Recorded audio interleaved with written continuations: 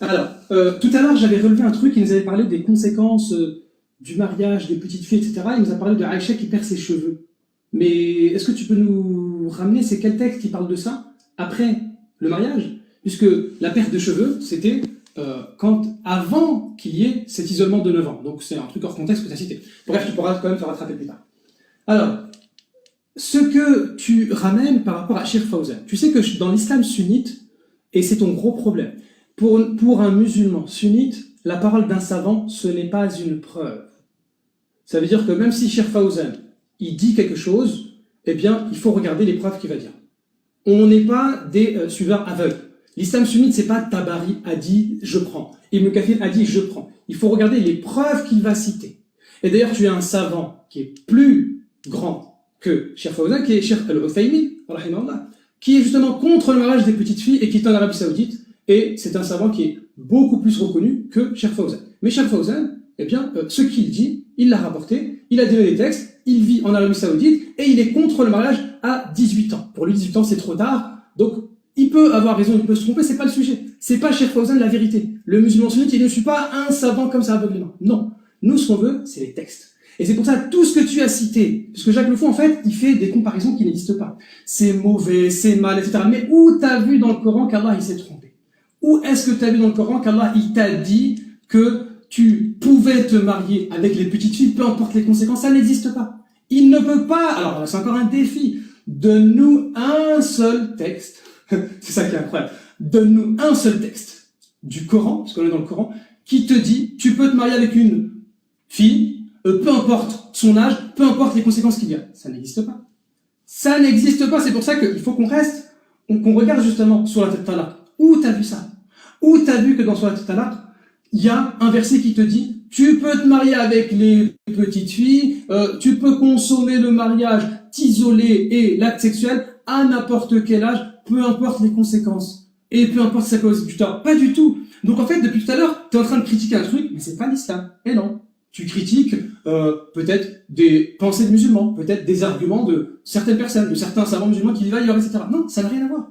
Quand je te parle de l'époque, et que je compare ce qui s'est passé avec le prophète, avec ce qui s'est passé en France, par exemple, à l'époque, eh ben, c'est à l'époque. Ça veut dire que, pour eux, ils sont tous trompés. Ils se sont tous trompés, ils ont tous fait n'importe quoi, et ce sont tous des gens qui commettaient des viols. Moi, c'est juste ça que je veux que tu dises, parce que tu attaques l'islam, mais reconnais que en France et au Canada, ils faisaient tous n'importe quoi à ce moment-là. Ou peut-être, une autre idée, c'est que à l'époque, c'était différent. Non pas que ce qu'ils faisaient était forcément faux, mais ils vivaient d'une manière différente. C'est-à-dire que les gens, l'espérance de vie n'était pas la même tout le temps. Donc, à chaque époque, il y a un jugement. C'est tout. Il y a pas de, ça n'a rien à voir. Si le Coran, si tu me trouves le verset, là, je te défie. Si tu me trouves le verset qui te dit, mariez-vous avec des filles, peu importe l'âge, peu importe les conséquences, là, c'est bon. Je quitte ma chaîne. Mais pour l'instant, c'est ta chaîne qui doit quitter. Ça n'existe pas. Tu ne peux pas nous sortir ça. Alors, pour la question, il a posé une question. Il a dit oui, le prophète, comment il faisait pour savoir, comment il a fait pour savoir que ça ne causait pas du tort. Bah déjà, tu as reparlé de ce sujet, c'est bien, je remets une couche. Nous n'avons aucun texte islamique, authentique, qui dit que le prophète a couché avec Aïcha à 9 ans, ça n'existe pas. Mais Jacques Le Fou, il s'agrippe parce qu'il pouvait le faire. Je t'ai répondu, si ça ne causait pas de tort à l'époque, eh bien, il avait le droit. Est-ce qu'il l'a fait? On n'a pas de texte. Nous n'avons pas de texte. Eh oui. Si ça causait du tort, eh bien, il devait attendre. Si ça ne causait pas de tort, il avait le droit de le faire. Comment le prophète faisait pour savoir? Mais tu sais que le début du mariage du prophète, il a commencé comment? Ça a commencé par révélation. On voit même que le mariage du prophète, avec Aïcha, il a un caractère particulier.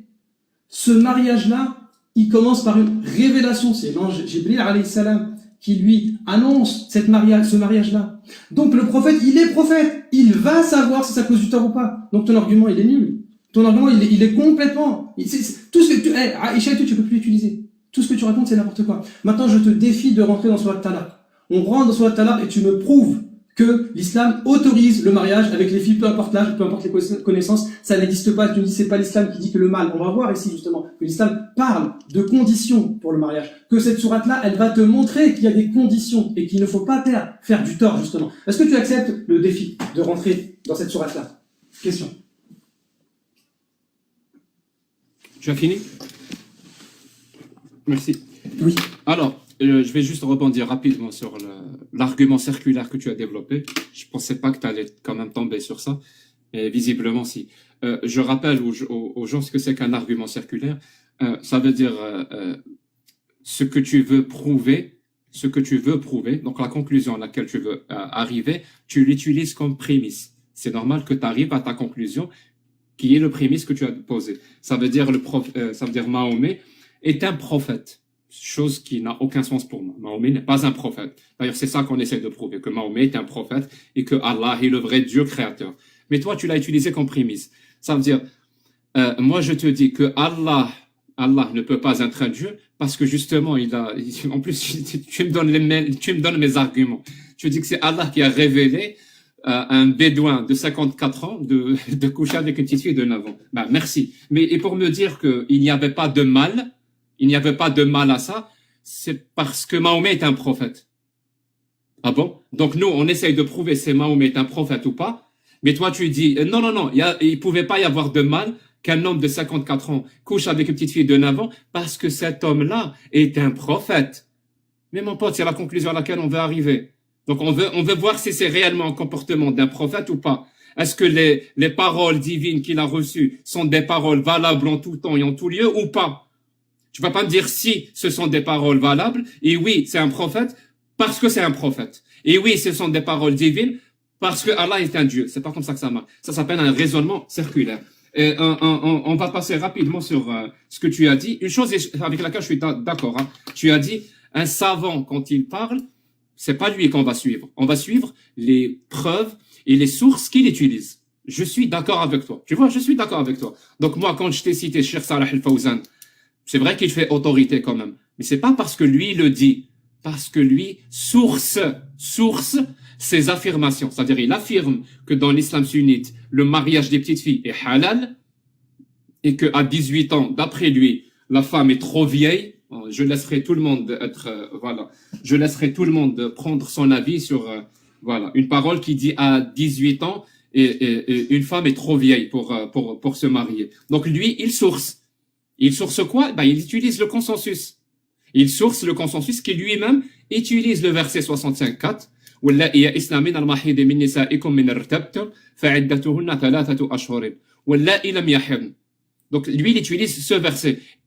Et c'est pas à moi d'expliquer ce que ce verset dit. C'est pas à toi non plus, hein, pour que les gens comprennent. C'est pas à moi, c'est pas à toi. On va aller voir justement les exégètes, on va aller voir les tafasirs de ce verset. Et les tafasirs de ce verset sont clairs. Et c'est ça que utilise Cheikh Saleh Al-Fawzan. Il va aussi citer les hadiths authentiques que j'ai moi-même cités comme source. C'est lui, il l'utilise. Donc il donne pourquoi dans l'islam sunnite, le mariage des petites filles est halal. Tu as cité l'Uthaymin.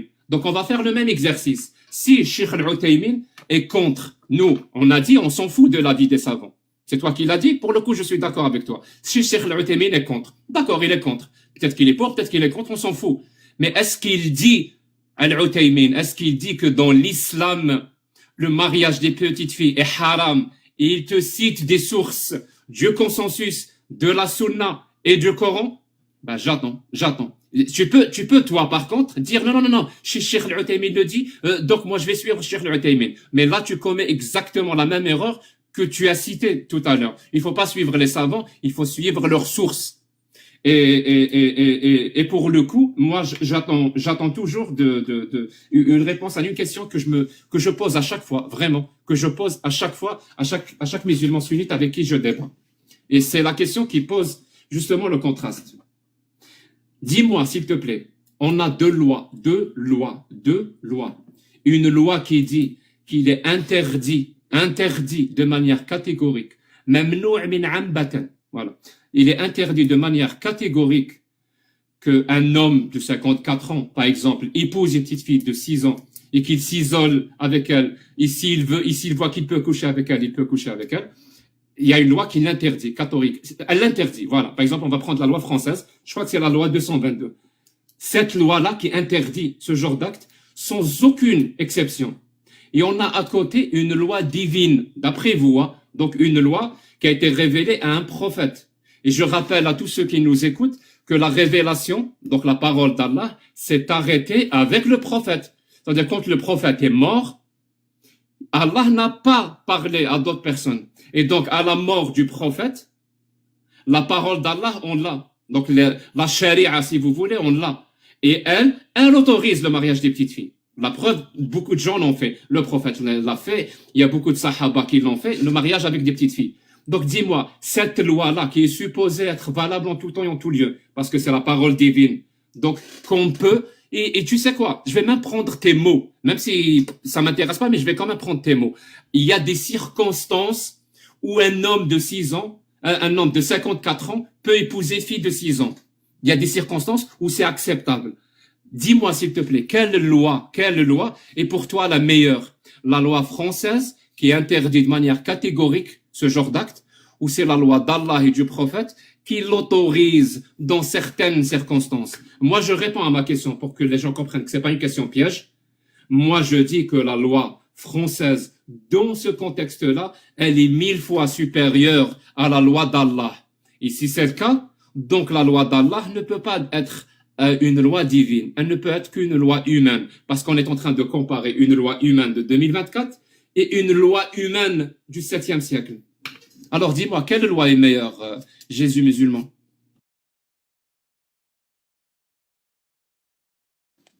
Merci. Est-ce que je peux parler? Non? Ok. On écoute. Alhamdulillah. Alors, l'erreur de Jacques Le Fou. Tout d'abord, il nous dit raisonnement circulaire. Mais ça, c'est complètement faux. Puisque le débat, c'est est-ce que le prophète est un vrai prophète ou non?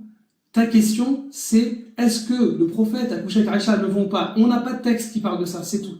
C'est fin du sujet. C'est à toi d'amener la preuve que le prophète a couché avec Aïcha le vent. Ça n'existe pas. Tu es rentré dans une hypothèse. Oui, mais est-ce qu'il avait le droit de le faire ou pas? Là, je t'ai dit, on n'a pas de texte. Et ça va se diviser en deux cas. Soit ça causait du tort, on parle du passé, hein. Tu essaies de faire comme si je parlais d'aujourd'hui, c'est complètement faux. On parle du passé, soit ça causait du tort, soit ça ne causait pas. Si ça causait du tort, eh bien, c'était interdit. De la même manière que lorsque la femme, elle a ses menstrues, c'est interdit. Lorsqu'elle est malade, c'est interdit, etc.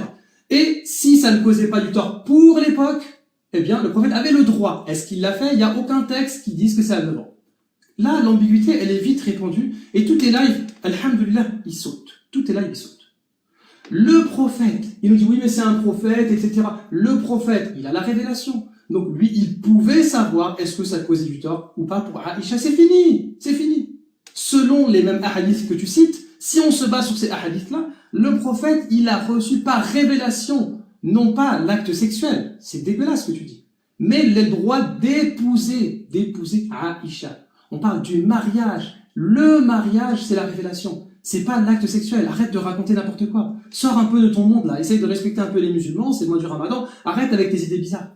Tu veux absolument que s'il y a isolement, l'homme s'isole avec sa femme, c'est forcément t'enlèves pas ton manteau, tu passes à l'acte directement. Non, faut patienter un peu dans la vie. Faut respirer un peu. Et oui. Donc le prophète, alayhi salatu wassalam, d'ailleurs pour revenir justement sur ce point-là, quels étaient les arguments d'Al-Uthaymin justement? Ben, Al-Uthaymin lui-même, il va se baser sur le hadith de Aïcha en disant que c'est une spécificité du prophète, alayhi salatu wassalam. Donc lui, il va te dire que le mariage de Aïcha, c'est une spécificité du prophète, alayhi salatu wassalam. Pourquoi? C'est quoi sa preuve? C'est pas Al-Uthaymin qui nous intéresse, c'est l'argument qu'il utilise. Et effectivement, tu trouveras dans les mêmes sources que tu cites que le mariage du prophète, alayhi salatu wassalam, c'est fait à travers un ordre divin, c'est une révélation divine. Donc tout ton argument, il disparaît. Ça sert à rien de venir avec des noms. Tu peux venir avec des noms, ça sert à rien. Tout à l'heure, par rapport à Al-Khalwa, je t'ai ramené 3 écoles sur 4. Tu racontais n'importe quoi. Donc maintenant, j'ai proposé un défi de venir sur la sourate 65 que tu ne peux pas assumer. Prouve-moi que dans la sourate 65, c'est indiqué que l'homme peut se marier avec la petite fille et coucher avec elle n'importe quel âge. Une petite fille, un enfant, prouve-le-moi ça à travers le Coran qu'on parle. Le Coran ne te parle pas ici d'enfant. Donne-moi, je te défie ici, là, je te défie de me citer le mot enfant dans la sourate 65. Ça n'existe pas. Je vais plus loin, regardez, je vais plus loin. Je te défie de me ramener dans Tabari, Tafsir de Tabari et d'Ibn Kathir aussi si tu veux, le mot enfant dans la sourate 65, ça n'existe pas. Le mot qui est utilisé selon les tafsirs, c'est as-sarira. As-sarira, qu'on traduit par la petite, c'est relatif. On ne parle pas d'enfant, de bébé dans ce verset-là. Le mot enfant n'est pas utilisé dans les tafassirs. Ça va être utilisé dans des explications. Ils vont faire la distinction entre le mariage, qui veut dire l'acte de mariage. L'acte de mariage, beaucoup de savants, la majorité des savants disent que l'acte du mariage uniquement peut être fait, il n'y a pas d'âge pour ça. L'acte de mariage. C'est ce que disent ces savants-là. Le Wahhabi, il n'est pas d'accord. Et moi, je suis de son avis. C'est l'acte du mariage qui est autorisé, mais le moment de l'isolement, c'est pas quand c'est un enfant. Ça n'a rien à voir du tout. Donc tu vois, en fait, Sourate 65, tu es incapable de rentrer. Je te défie de me ramener le mot enfant dans la Sourate 65. Je te défie de me ramener encore pire enfant chez At-Tabari ibn Kathir. Mais d'abord, restons dans la Sourate 65, je te défie de me ramener le mot enfant. Ça n'existe pas. Quant à ta dernière question, quelle est la loi meilleure entre une loi qui interdit qu'autorise en France et en islam? Mais les lois sont quasiment identiques. La loi française et la loi du Coran te disent que il faut pas qu'il y ait de tort, justement. Les deux vont dans le même sens, de l'interdiction puisque ça cause du tort. Donc il n'y a pas à choisir, c'est la même chose. C'est pareil. Sur ce point-là, c'est pareil, avec des petits écarts au niveau de l'âge, etc. Mais c'est pareil, c'est la même chose. Et d'ailleurs, je te défie de me donner, dans la loi française, un âge pour la consommation, pour l'acte sexuel. Est-ce que tu peux me donner un âge pour l'acte sexuel? Tu ne peux pas. Même dans la loi française. Tu ne peux pas nous parler d'un âge. Puisque même en France, il n'y a pas d'âge. 15 ans, c'est l'âge de la majorité sexuelle. Mais les relations sexuelles ne sont pas interdites entre deux mineurs, par exemple.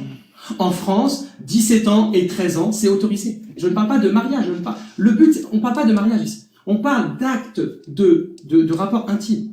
Ce n'est pas interdit, par exemple, en France, qu'un homme de 17 ans couche avec une fille de 13 ans. Est-ce que tu es d'accord avec cette loi, Jacques Le Fou? Avec des conditions, bien sûr, des circonstances atténuantes, etc. Est-ce que tu es d'accord avec le fait qu'un homme de 50 ans puisse avoir des rapports intimes avec une fille de 15 ans, sous certaines conditions? Est-ce que tu es d'accord avec ça? Est-ce que tu es d'accord qu'un homme de 18 ans puisse avoir des rapports sexuels avec une fille de 13 ans? C'est la loi française, ça, Jacques. Sous certaines conditions, ça existe. Est-ce que tu es d'accord avec tout ça? Et il faut nous répondre. Donc, je t'attends au niveau de la loi française, et je t'attends au niveau de la Sourate 65. Allez. Et puis, n'oublie pas de supprimer ta chaîne. Merci. Merci. Tu sais, tu as mis une affirmation sur la table. On va la tester. Tu as dit que la loi française, écoutez bien les gens, la loi française, je crois que c'est la 222, mais à vérifier, est exactement la même que la loi de l'islam. Tu sais que c'est grave ce que tu viens de dire, et c'est très simple à vérifier. Tout le monde peut vérifier. Toi-même, tu peux vérifier. Tu sais comment tu peux vérifier? Si c'est exactement la même loi, donc en utilisant la loi française, on aurait autorisé le prophète de se marier à 51 ans avec une petite fille de 6 ans, et on lui aurait permis de coucher avec elle à 9 ans. Si c'est exactement la même loi, comme tu dis, en utilisant la loi française, on aurait eu exactement le même résultat. Il se trouve que non, mon pote. Si on utilise la loi française, on aurait mis ton prophète au trou pour viol caractérisé et pour pédocriminalité. C'est la preuve que ce n'est pas du tout la même loi. C'est grave, hein, c'est-à-dire on vous amène ce qu'on appelle en arabe badihiyat, c'est-à-dire des évidences. Tu crois vraiment que la loi française est exactement la même chose que la loi d'Allah? Mais la loi d'Allah, elle a autorisé au prophète de se marier avec une petite fille de 6 ans. La loi française ne l'autorise pas. La loi d'Allah, elle autorise de coucher avec elle quand elle avait 9 ans. La loi française ne l'autorise pas. D'où c'est la même loi? C'est justement parce que c'est pas la même loi qu'on te pose la question, qu'on pose la question à tout le monde d'ailleurs. C'est quoi pour toi la meilleure loi? Est-ce que c'est la loi d'Allah qui va autoriser un homme de 51 ans d'épouser une fillette de 6 ans et de coucher avec elle à 9 ans? Ou est-ce que c'est la loi française qui va l'interdire sans aucune exception? T'arrives même pas à distinguer deux lois. Une loi d'autorisation et une loi d'interdiction. On en est là, ça veut dire pour toi, une loi qui interdit un acte, c'est la même chose qu'une loi qui l'autorise. Je sais pas on doit violer la logique jusqu'à quel point pour arriver à pondre une phrase comme la tienne. C'est grave ce que tu viens de dire. En plus de ça, tu me défies de me dire où est-ce qu'on trouve le mot enfant? Où est-ce qu'on trouve le mot enfant? Mais mon pote, c'est pas moi qui explique les versets.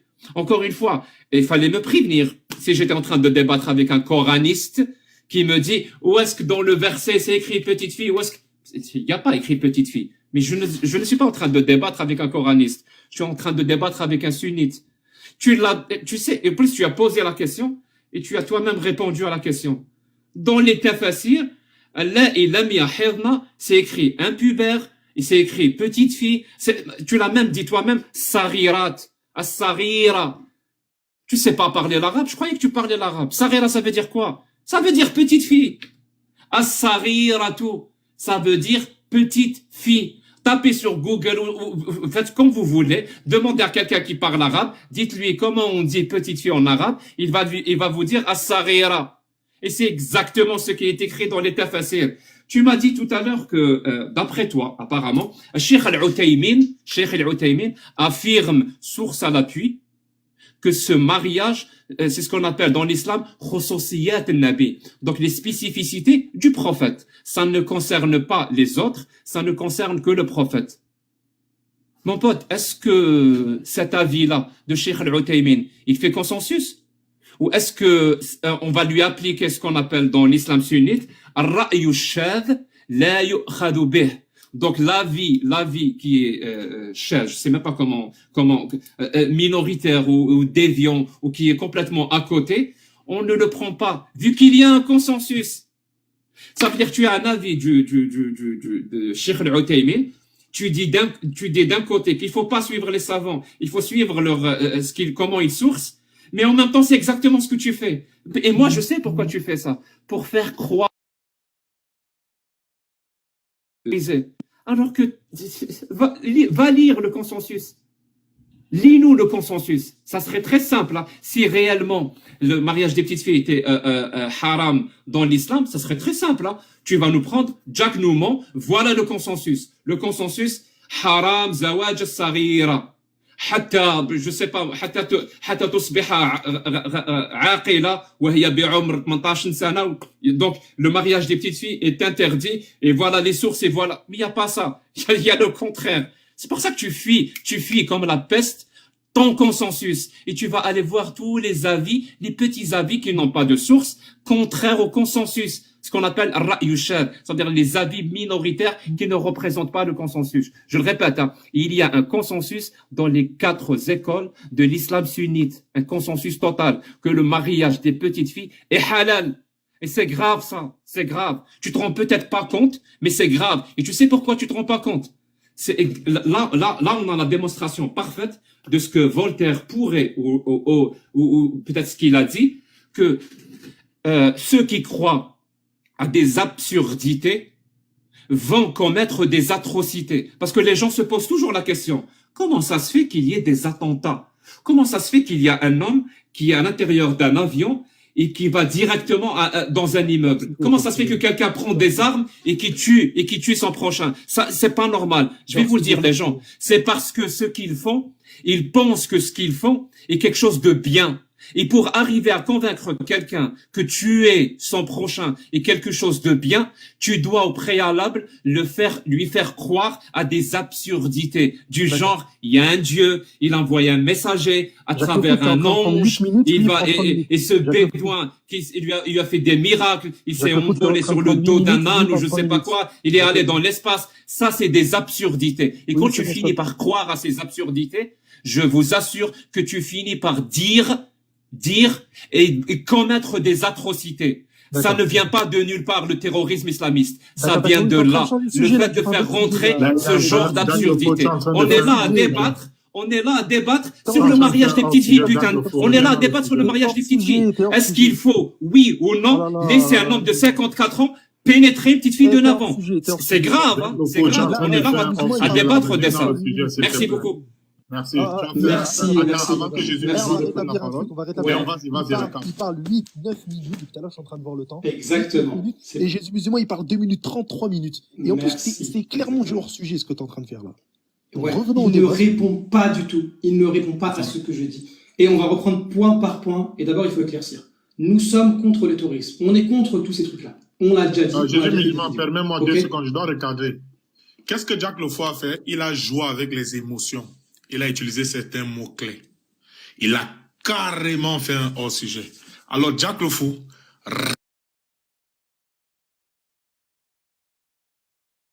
attention, Moins 1 point. Jésus musulman. Bismillah. Non, je Merci. fais ce que je veux. Merci. Je fais ce que je veux. Ne me dis pas ce que Oui, je dois tu fais ce faire. que tu veux, sauf On que est dans un sujet. Merci. Tu fais ce que tu veux. Merci. On va Je fais ce que je pas veux. nous parler Alors, Je fais ce que je veux. ce que tu veux. Personne ne me dit ce que je veux. Attention. Oui, d'accord. Ok, laisse-le. Ah non, c'est pas grave, laisse-le. Vas-y, Jésus musulman. Bismillah. Alors, pourquoi est-ce qu'on parle du mariage des petites filles, étant donné qu'aucun musulman n'est intéressé par ce mariage? C'est parce que Jacques Le Fou n'arrête pas d'en parler et qu'il harcèle les musulmans avec ce thème. Il harcèle les musulmans. Est-ce que c'est autorisé ou pas? Est-ce que le prophète a couché avec Aïcha 9 ans ou pas? C'est lui qui parle de ça. C'est pas nous. C'est lui qui nous harcèle dans ses lives avec ça. C'est lui qui harcèle toute la communauté musulmane comme si c'était un problème ce problème n'existe pas du mariage des petites filles. Je ne connais aucun musulman qui veut se marier avec une petite fille de 9 ans. Ça n'existe pas. Ce problème-là, il va toucher plutôt d'autres gens que les musulmans, mais bizarrement, Jacques n'en parle pas. Donc quand il dit qu'il n'est pas sur les musulmans, c'est ce qu'il dit. Mais il y a aussi ce que nous, on comprend. Et oui. Donc Jacques Le Fou, c'est lui qui parle de ça. Et quand on l'a prouvé aujourd'hui, parce qu'il ne cite aucune source, hein, il a dit, Cheikh Fawzan a dit, lui a dit, on n'a pas cité des preuves. Il ne fait que parler pour rien. Donc, le prophète a-t-il couché avec Aïcha à 9 ans? Nous n'avons aucun texte qui dit ça. Ça, c'est fini. L'ambiguïté sur Aïcha, elle est finie jusqu'à ce que l'ami de Jacques Le Fou vienne l'aider. Alhamdulillah. Ça fait du bien. Je pensais pas que c'était pendant le ramadan que Jacques Le Fou allait venir, mais alhamdulillah. Il est venu, on m'a dit qu'il était là, hop, on finit de manger, on arrive, et on discute avec lui. Donc, l'ambiguïté de Jacques Le Fou sur Aïcha, elle est complètement démolie, alhamdulillah. Il n'existe aucun texte authentique qui dit que le prophète a couché avec Aïcha à 9 ans, ça n'existe pas. Au revoir, merci, c'est fini. Tout ça, c'est fini. Merci beaucoup. Donc, quand il nous dit que la loi française est ce que dit le Coran, mais évidemment, il faut prendre en compte les époques. Là, qu'est-ce qu'il a fait? Il a pris la loi française 2024 avec le comportement du prophète en 700, 600 et quelques. Ça n'a rien à voir, Jacques. Compare ce qu'a fait le prophète, c'est-à-dire mariage et isolement à 9 ans, avec ce qui se passait en France. Et là, tu vas voir que c'est la même chose. Exactement. C'est ça. Et donc, aujourd'hui, quand tu regardes le texte coranique, et quand on regarde ce que dit la loi française, eh bien, c'est la même chose. C'est pas exactement pareil, je l'ai dit tout à l'heure, il y a des écarts au niveau de l'âge, mais c'est le même principe. Le fait de ne pas causer du tort, etc. Donc, dans le texte coranique colle parfaitement. C'est pas le Coran qui va s'adapter à ce que dit la loi française. Non, c'est que il se trouve qu'il y a une intersection entre les deux. Il y a une grosse intersection entre les deux. Et Jacques Le Fou n'a pas répondu. Il n'a pas répondu à ma question. Premièrement, le défi. Trouve-moi le mot enfant dans la sourate 65. C'est pour quand, Jacques? Si tu me trouves le mot enfant dans la sourate 65, mariage enfant dans la sourate 65, je quitte là que je pars. Je supprime ma gêne tout de suite. Le mot enfant. Où est-ce qu'il est? Dans la sourate 65. Ça n'existe nulle part. Je suis même allé plus loin parce qu'il m'a dit coraliste. Non, je suis allé chez Tabari. Tabari, montre-moi où est-ce qu'il a utilisé le mot enfant dans la sourate 65. Ça n'existe pas. On peut le lire ensemble. Il n'y a pas le mot enfant dans la sourate 65. Il n'est pas capable de le citer. Donc en fait, Jacques Le Fou, ce qu'il fait, c'est que il prétend que j'utilise la méthodologie des coranistes, interpréter les versets comme on veut. Pas du tout. Absolument pas. Le mot enfant n'existe pas dans la sourate 65. Donc comment tu peux me dire, oui, ça contredit la loi? Non, il n'y a pas. Le texte du Coran ne te parle pas de ça. Le texte du Coran te parle de manière générale. La période de viduité. La période de viduité, eh bien, c'est 3 périodes de menstrues. Si jamais il n'y a pas de menstrues, pour plusieurs causes, ou bien la femme est un peu âgée, ou la femme elle est un peu petite, eh bien là, il faut d'autres manières que les menstrues pour compter. Et donc c'est 3 mois, c'est tout. D'ailleurs, la période, les menstrues ne sont même pas une condition dans la loi française, par exemple. C'est la même manière, c'est la même chose qu'en islam. Dans la loi française, regarde parmi les similitudes, parce qu'il a dit oui, c'est pareil justement. Regarde de quel point je parle. Par exemple, en France, c'est pas stipulé dans la loi qu'il faut attendre d'avoir les menstrues pour avoir un rapport intime. Il n'y a pas de texte qui parle de ça. Ou sinon, c'est moi qui le connais pas et tu me le montres. En islam, c'est pareil. Les menstrues, non, ça n'a rien à voir. C'est pas les menstrues qui vont t'indiquer le moment à partir duquel tu peux avoir un rapport intime. C'est pareil dans la loi. C'est la même chose. Et il n'a pas répondu à ma question. Est-ce que tu es pour une loi qui autorise un homme de 18 ans de coucher avec une fille de 13 ans? Pourquoi il ne parle pas de ça? Tu as honte, Jacques? Pourquoi tu ne parles pas de ce texte? Est-ce qu'un homme de 18 ans peut coucher avec une fille de 13 ans, selon la loi française, par exemple? Est-ce qu'un homme de 17 ans peut coucher avec une fille de 13 ans aussi? 14 ans? Est-ce que tu es d'accord avec ça? Parce que, regardez finalement l'hypocrisie de Jacques. L'hypocrisie de Jacques, c'est incroyable. Il nous dit, ça cause du tort. Ok, c'est pas bien, etc. Moi, je suis d'accord avec toi. Si ça cause du tort, le Coran va dans ce sens-là. Le contexte de la sourate 65 qui refuse de lire ensemble, il va dans le sens justement de ne pas causer du tort à la femme. Donc si jamais ça cause du tort, automatiquement c'est interdit, c'est fini. C'est terminé. Donc tu vois comment l'islam est parfaitement clair. Et le texte du Coran, il est clair sur ce sujet-là. Parmi les conditions, justement, c'est qu'il n'y ait pas de tort, qu'il n'y ait pas de mal. Donc si ça cause du tort, comme tu l'as démontré, avec des preuves scientifiques, etc. Si ça cause du tort, et les preuves scientifiques concernent l'époque d'aujourd'hui, ils n'ont pas fait des tests sur les gens d'il y a 1400 ans. Donc si ça cause du tort, aujourd'hui, alors aujourd'hui c'est interdit, c'est fini. Le débat est clos. Et il nous a cité, oui, le Uthaymin, c'est une exception, 9 ans. Mais qu'est-ce que tu racontes encore? C'est une école sur 4 a fixé l'âge de 9 ans. L'imam Ahmad, il a dit, à partir de 9 ans, eh bien, ça y est, le couple peut vivre ensemble et il peut y avoir consommation du mariage et il peut y avoir pénétration, etc., acte sexuel.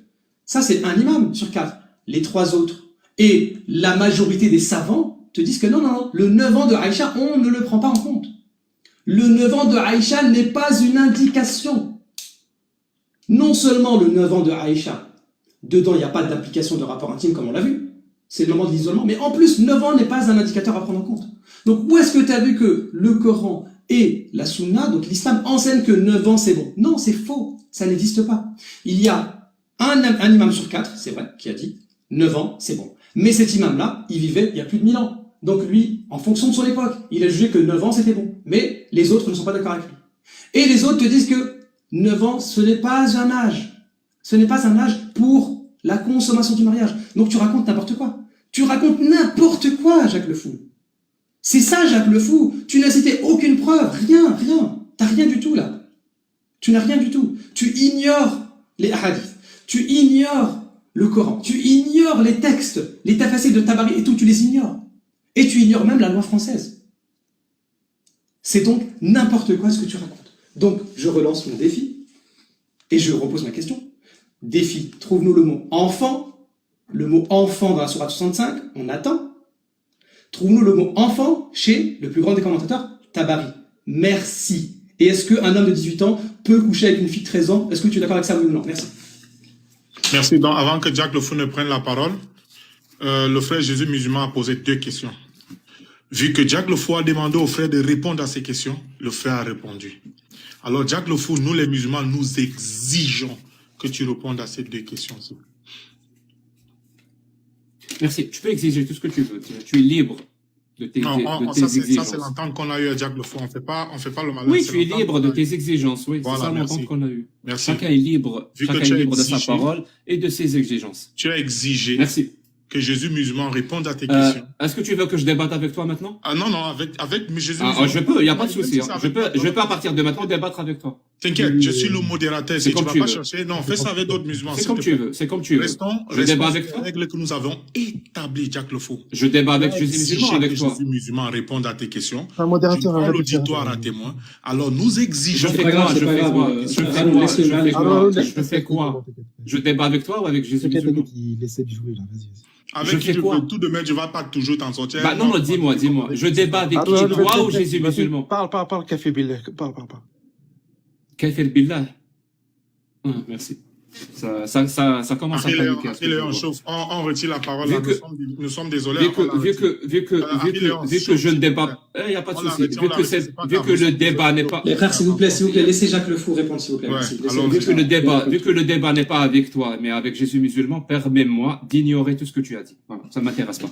Alors, pour répondre à tes questions, encore une fois, c'est toi-même qui as répondu. Tu as dit dans l'état facile, le période de viduité, ça veut dire que c'est 3 mois, donc 3 fois une menstrue. Je répète tes mots, hein. Et on comprend que dans l'état facile, il parle d'une femme âgée parce qu'elle est ménopausée. Donc c'est 3 mois où une femme, je répète tes mots parce que je l'ai écrit, hein. Une femme un peu petite. C'est ce que tu as dit. Une femme un peu petite. S'il te plaît, ça veut dire quoi? Une femme un peu petite. On parle d'une naine, ça veut dire c'est une femme adulte, mais c'est une naine, elle a le nanisme, je sais pas, c'est une femme un peu petite. Pourquoi tu n'utilises pas les mots que Tabari et Ibn Kathir eux-mêmes ont utilisés? Eux-mêmes ont utilisé ces mots. Eux-mêmes ont dit As-Sarira, Al-Bikr As-Sarira, Al-Tifla As-Sarira, la petite fille. Pourquoi tu dis une femme un peu petite? Je comprends pas. Ça veut dire, tu me poses une question et toi-même tu y réponds. Et je reprends la première chose que tu as dit parce que c'est très grave. Hein. Tu te rends peut-être pas compte, mais tu persistes à dire que la loi française aurait permis au prophète de se marier avec une petite fille de 6 ans et lui 51 ans, et la loi française aurait permis au prophète à 54 ans de s'isoler, voilà, j'utilise ton euphémisme, de s'isoler et de consommer le mariage, bien sûr, avec une fillette de 9 ans, si l'envie lui en prenait.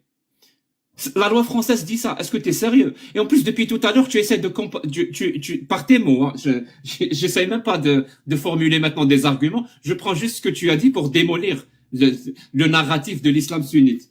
Tu as dit ce que le prophète a fait, c'était à l'époque. On peut pas le refaire maintenant. Ah, dans ce cas-là, tu sais ce que tu fais? Tu es en train de torpiller le Coran lui-même. Le Coran qui dit à plusieurs reprises que le comportement du prophète est un exemple à suivre. Dis-moi, Jésus musulman, moi, supposons, hein, moi je suis en 2024, je suis musulman. Est-ce que je peux suivre l'exemple du prophète ou pas, comme Allah l'ordonne? Parce que apparemment, comme il dit, qudwa lil alamin, c'est-à-dire pour toute l'humanité, c'est un exemple à suivre. C'est-à-dire même aujourd'hui, on doit suivre l'exemple de cet homme parfait qui est le prophète. Si je voulais suivre son exemple et à 51 ans, je me marie avec une petite fille de 6 ans. Je peux ou je ne peux pas. Il y a 2 possibilités, vraiment, parce qu'à partir de maintenant, je pose des questions, vu que tu fuis toutes les questions et tu répètes toujours les mêmes, alors que j'ai déjà répondu 1 milliard de fois, mais tu fais ce qu'on appelle le discours performatif. Tu penses que parce que tu dis Jack le Fou ne répond pas, Jack le Fou ne répond pas, que je n'ai pas répondu. Non, j'ai répondu à toutes tes questions et je fais confiance à l'intelligence des gens qui nous ont écoutés et et je leur fais confiance aux gens qui vont réécouter la rediffusion. À quel point j'ai répondu à toutes tes questions et que toi, t'arrêtes pas de dire Jack le Fou ne répond pas, Jack le Fou ne répond pas. Alors dis-moi, il y a 2 réponses possibles. Si je suis l'exemple du prophète, à 54 ans, donc à 51 ans, je me marie avec une fillette de 6 ans. Soit, oui, je peux, parce que le prophète est un exemple, donc oui, je peux. Et là, tu viens de torpiller tout ce que tu viens de dire, tout, absolument tout, parce que c'est l'exemple, donc on le suit. Donc même en 2024, on doit suivre l'exemple du prophète. Soit, non, on ne peut pas laisser un homme de 51 ans épouser une petite fille de 6 ans. Dans ce cas-là, il ne faut pas suivre l'exemple du prophète. Ici, il ne faut pas suivre l'exemple du prophète sur au moins une question. Donc le verset 33-21 est faux. Ça veut dire le verset d'Allah est faux. Tu m'as demandé tout à l'heure comment tu peux prouver que le Coran est faux. Ben voilà un exemple parfait. Le Coran nous dit dans le verset 33-21 de prendre le prophète comme exemple dans ses comportements, donc de le prendre comme exemple. Si je n'ai pas le droit de le prendre comme exemple dans ses mariages, donc ce verset est faux. Ce verset est faux. Et je répète, tout à l'heure, tu as fait plein d'affirmations du genre que ce mariage est spécifique au prophète. Je rappelle, c'est complètement faux. Le consensus est clair sur ce point. Ce n'est pas khususiyat al-nabi. C'est-à-dire, c'est pas des spécificités du prophète de se marier avec les petites filles. Je donne un exemple, Surat al-Ahzab 50, donc les coalisés 50, 33, 50, où le prophète, ça veut dire, wa imra'a mu'mina in wahabat nafsaha lin-nabi in arada an-nabi an yastankihuha khalisatan laka min dunil mu'minin. Là, c'est quelque chose de spécifique au prophète. Et qu'est-ce qui est spécifique au prophète? Ben, toute femme qui s'offre au prophète, si le prophète veut coucher avec elle. Et ce privilège-là ne t'est accordé qu'à toi, pas aux autres croyants. Voilà. Ça, c'est quelque chose de spécifique au prophète. C'est clair. C'est-à-dire, le prophète, il peut faire ce qu'on appelle zawaj al-hiba. Ça veut dire un mariage sans dot, sans témoin, sans rien. Voilà. Il peut coucher avec la femme si cette femme s'offre à lui. Par contre, si le musulman le fait, c'est considéré comme un zina. Ça veut dire fornication. Ça, c'est spécifique au prophète. Et tu sais, c'est spécifique à autre chose aussi.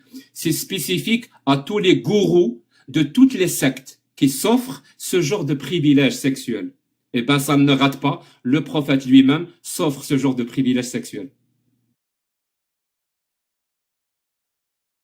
Merci, c'est parfait. Alhamdulillah. On remercie Allah, le Seigneur de l'univers, que pendant le mois du Ramadan, on puisse l'adorer de cette manière-là, de dévoiler les mensonges de Jacques Lefou. Tu as raconté des bêtises. Et plus tu parles, et plus c'est n'importe quoi. Nous allons répondre à tout bi'idnillah. Alors, tout d'abord, il nous a sorti, on ne sait même pas par quoi commencer, tellement c'est n'importe quoi, on va commencer par la fin. Il nous cite Sourate 33 pour dire que le prophète, c'est un exemple à suivre, mais justement, la même Sourate 33-50 nous montre que le prophète a des spécificités. Et donc, d'ailleurs, même dans les mariages du prophète, il y a des spécificités. Le prophète avait des spécificités que les autres n'avaient pas. Au niveau de la... On prend les piliers de l'islam. Au niveau de la prière, il y a des spécificités que le prophète avait et pas nous. Le prophète, il devait prier la nuit et pas nous. Obligatoirement. Il avait des spécificités qu'on n'avait pas. Ça, c'est le premier pilier, c'est la prière. Deuxième pilier, qui est l'aumône. Le deuxième, après le premier pilier, qui est la shahada, bien entendu. Le premier, c'est la shahada, qui est comme à tout le monde. Le deuxième, c'est la prière. Il y a des spécificités. On parle au niveau des actions. Le troisième, qui est donc le deuxième en termes d'action, ici, c'est l'aumône.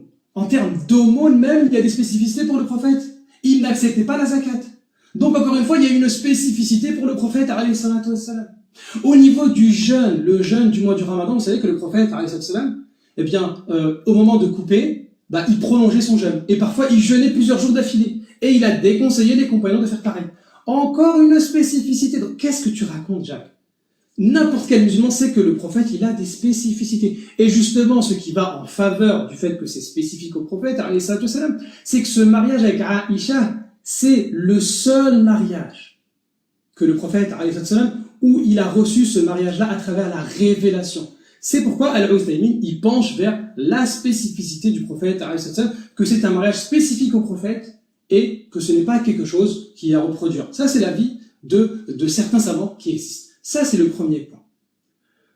Le deuxième point, en termes de spécificité, même les savants, je t'ai cité, et c'est grave, 3 écoles sur 4 te disent que non, il n'y a pas de 9 ans. Donc quand tu viens avec ta question, est-ce qu'aujourd'hui ou non 9 ans, aujourd'hui on te dit non. Les savants, ils ont établi que 9 ans, ça ne voulait rien dire. 9 ans pour Aïcha, ça ne veut rien dire pour les autres. Il n'y a que l'imam Ahmed qui a dit 9 ans, pour son époque, c'était à plus de 1000 ans. Mais 3 des autres écoles te disent que 9 ans, ça ne veut rien dire. On ne peut pas prendre du hadith de Aïcha 9 ans, que ça y est, mariage et isolement à 9 ans. Donc tu racontes n'importe quoi. Tout ce que tu racontes, c'est n'importe qui peut te répondre. C'est ça, Jacques. Mais fais-toi, appelle ton ami le docteur, il est où là? Docteur Khaled, appelle-le, c'est n'importe quoi là. Plus tu parles et plus les gens se rendent compte, c'est n'importe quoi. Moi, je te cite des sources. Et en plus, dans Sourate 33, il nous a parlé de l'ambiguïté qu'on a déjà réfutée, et on l'a réfutée avec les mêmes capacités qu'il a citées, mais c'est grave. Suivez bien, s'il vous plaît, suivez bien, détendez-vous, vous allez voir, c'est n'importe quoi ce qu'il a raconté. Alors, Sourate 33, verset 50, il nous dit que le prophète, a le droit de se marier. Hein? Yastankihaha, pas yastankihuha. Ça, c'est Baboubi, ça, c'est OCP, ça, Baboubi, Jacques. Qu'est-ce que tu racontes? Tu confonds encore les halakat. Yastankihaha, pas yastankihuha. Yastankihaha, ici, c'est le mariage. Le mariage n'est pas le fait de coucher. Ta traduction, c'est n'importe quoi. De plus, nous avions vu dans la vidéo que je t'ai réfutée, il a dit oui, ça c'est les gourous qui se permettent des privilèges de pouvoir se marier sans la dot, etc. et tout. Et le prophète, il a fait. Donc, non.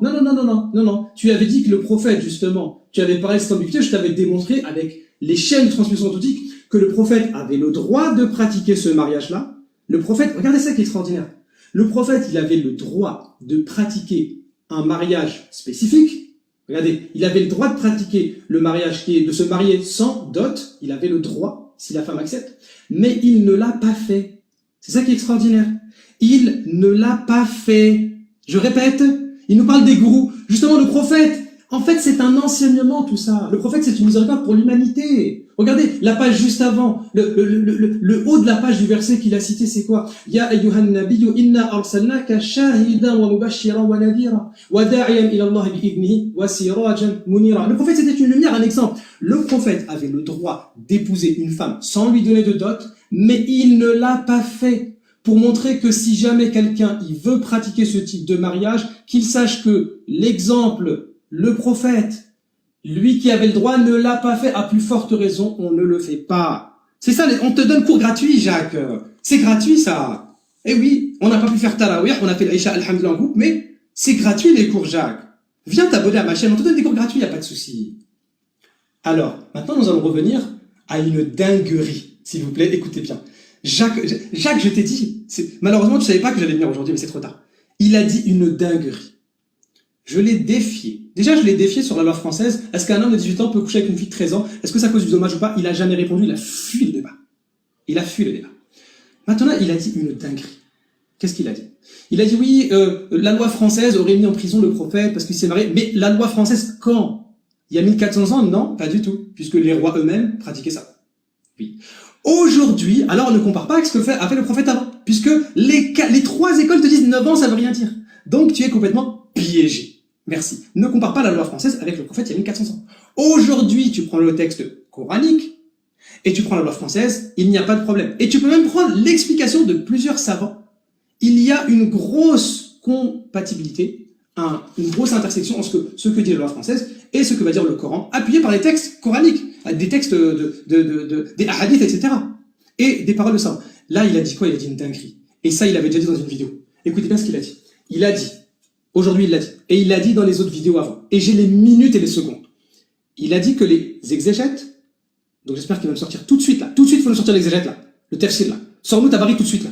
Il a dit qu'il utilise le mot at-tifl, l'enfant. Sors-nous tout de suite le mot tifl chez Tabari, je t'attends. On passe pas à un autre sujet là, parce qu'il y a encore un mensonge. Il a menti sur Surat 33, 49 tout à l'heure. Il a menti sur le hadith de Aïcha. Il a menti sur la parole sur Surat 4, verset 23. Là, tout de suite là, donne-nous le tafsir de Tabari où il va utiliser le mot at-tifl. Tout de suite là. Donne-nous ça. Je coupe mon micro, je te laisse les minutes. Merci. Je rappelle ce que c'est que le discours performatif pour ceux qui ne le savent pas. Alors, le discours performatif consiste à dire ce que je dis est vrai parce que je le dis. Voilà. C'est pas un discours qui consiste à dire ce que je dis est vrai parce que voilà les sources. Voilà. Apparemment, Jésus musulman est un grand consommateur du discours performatif. Et malheureusement pour toi, ça se voit. Mais vraiment, ça se voit comme le nez au milieu de la figure. Je t'ai dit à plusieurs reprises que as-sarira, tu as toi-même utilisé un euphémisme que j'ai relevé d'ailleurs parce que ça m'a fait vraiment rire. Une femme un peu petite. Voilà, une femme un peu petite. Mais c'est pas ça. Sarira, ça veut dire petite fille. Je l'ai répété 1 milliard de fois. En plus, il y a même le mot impubère qui est utilisé par Tabari ou Ibn Kathir, je me rappelle plus du qui. Impubère, ça veut dire ce que ça veut dire. C'est-à-dire une femme qui n'a pas atteint l'âge d'avoir ses règles. Et cette femme-là, quand on divorce avec elle, on doit faire une idda de 3 mois. Ça veut dire une période de viduité de 3 mois. Et on a dit tout à l'heure qu'il n'y a pas de idda s'il n'y a pas de consommation de mariage. C'est le verset 33-49. On l'a lu ensemble. On l'a lu en français, on l'a lu en arabe. En français, c'est clairement dit, vous ne pouvez pas imposer une période de viduité à vos femmes dont vous divorcez s'il n'y a pas de consommation de mariage. Maintenant, tu persistes à nous citer, pardon, tu nous persistes à citer plein d'exemples de spécificités du prophète. Mais moi, je sais qu'il y a plein de spécificités du prophète. Je le sais, comme tout gourou de secte qui se respecte, le prophète s'est octroyé des privilèges. Je le sais, il y en a plein. La question qui a été posée, c'est qu'est-ce que le consensus dit sur consensus? Je te le répète 1 milliard de fois. Le consensus, qu'est-ce que le consensus dit? Réponds à tout le monde, devant tout le monde. Dis-nous s'il y a ou s'il n'y a pas un consensus sur le mariage avec Aïcha. Est-ce que c'est spécifique au prophète ou pas? Le consensus est clair. Tu sais, à partir de maintenant, je vais plus essayer de te poser des questions, parce que visiblement, tu ne vas pas répondre aux questions. Tu vas te contenter à dire Jack ne répond pas, Jack ne répond pas, et tu vas répéter. Peut-être qu'il y aura des gens qui vont te croire, mais pas les gens intelligents. Donc, le consensus est clair là-dessus. Ce mariage-là, du prophète avec Aïcha quand elle avait 6 ans. On est en train de parler d'un homme de 51 ans avec une fillette de 6 ans. Hein. Ce mariage-là, le consensus est clair. C'est pas du tout spécifique au prophète. C'est pas un privilège accordé au prophète. C'est même utilisé comme source, comme je t'ai cité, que le consensus utilise ce mariage-là pour dire que c'est halal. Je t'ai dit tout à l'heure que Cheikh Al-Fawzan, ce qu'il dit, que zawaj at-tifla as-saghira halalun fil islam. 18 sana, al-mar'a qad anasat. C'est-à-dire, elle est devenue, c'est une vieille fille à 18 ans. Et il cite des sources les mêmes que je viens de te citer, exactement les mêmes. Mais le truc, c'est que tu es revenu pour dire que la loi française de l'époque aurait permis au prophète de se marier. C'est grave ce que tu dis. Oui, la loi française de l'époque qui a été promulguée sans les connaissances actuelles, aurait permis au prophète de se marier. C'est pour ça que la loi de l'époque du 7e siècle du désert d'Arabie a permis au prophète de se marier avec une petite fille de